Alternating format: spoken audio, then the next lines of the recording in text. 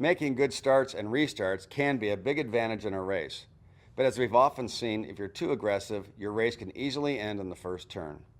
How do the pros approach the drop of the green flag?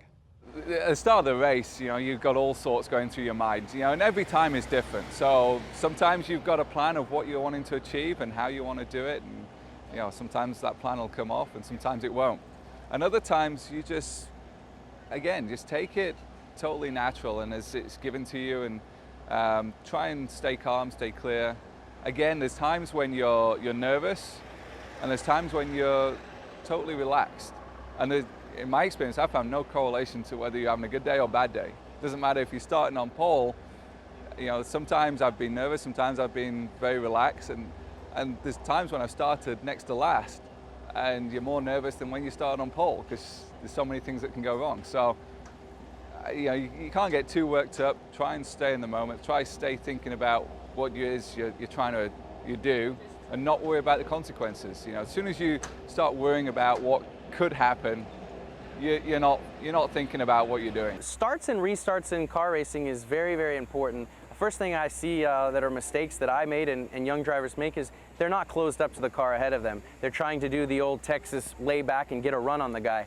The bottom line is, more times than not, that doesn't pay off. You just need to be as close as you can, because if you do get jumped from the guy ahead of you, that space that you left, you're never going to make up. So just be really tidy, right up on the car ahead of you. Leave a safe amount of margin in case he misses a shift or has a failure, but you don't want to be laying back. From there, it's really about visualizing what's ahead of you, picking a hole, almost seeing that pass before you make it, and finding a hole that's there. But starts and restarts are another place where you can make up a lot of positions, but more times than not, your race will be over before you get a chance to show your stuff and really get out there and learn and put the miles under your belt. Yeah, starts and restarts are critical in a race, especially if you're in a position to have a very strong result and possibly a yellow comes out at just the wrong time when you didn't need it. It's very difficult to stay on that edge and make sure you stay ahead of all the guys behind you, especially in America where the rules are quite fair in my opinion, and they try and make it to where you can't have an unfair advantage of the guy behind you. So staying focused throughout the race and making sure that you capitalize on those yellow flag moments where you're going to have a restart and maintain the lead possibly, or try and make some positions up. It's definitely a good opportunity to make things happen. Again, you want to pull out from your foundation of knowledge of going, if I'm starting up front, this is what I need to do going into turn one, which is going to be totally separate. That if I'm starting mid-pack, I know we're all driving as close as we are. I got to try and make something happen in turn one. I can't take myself out, but I need to get by 4 or 5 guys, and you use your thoughts and you're going, okay, I'm going to go down in turn one. I'm going to go straight to the outside. Most guys are going to be, jamming up on the inside. I'm going to drive around 4 or 5 cars right around the outside, even though it's not the optimum position. I'll be able to hold that because the inside line is going to be getting jammed up. Those are the kinds of things that you have to think about. And again, that goes back to building from your foundation of knowledge of knowing what you can and can't get away with. If it comes easy, take it. They're the easiest places you'll ever make right on a restart. If it comes really hard, don't kill yourself and don't kill your car to do it.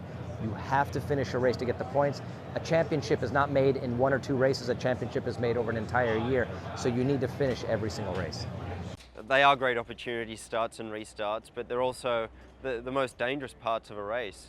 And in my career, I've lost many races in the first corner, but I've never won one in the first corner. So it's always something to remember to, understand that there's an opportunity there on a start to make up some position, but there's a long way to go after the first corner. And sometimes it's good to give up a position or two just to keep your car safe and in one piece so that you can race it out for the rest of the day and see what you've got. But, you want to see who's around you.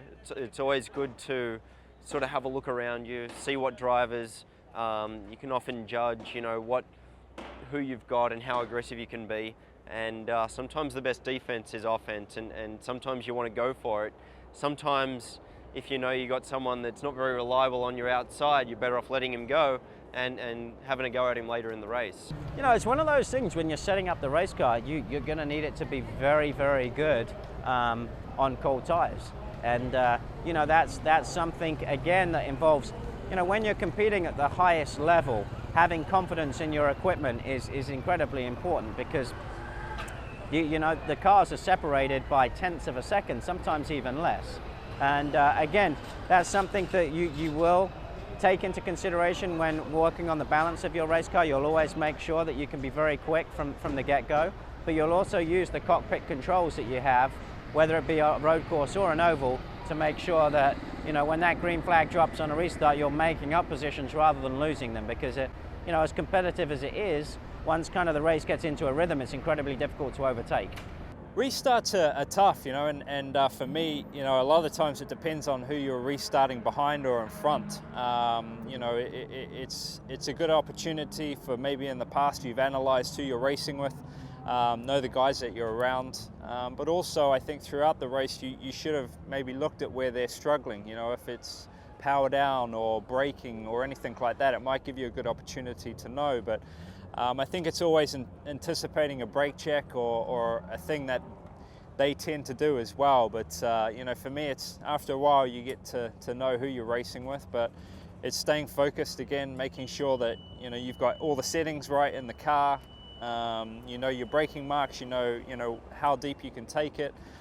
But there's a lot of opportunity on restarts, and you have to make sure that you can make the biggest opportunity, but without crashing.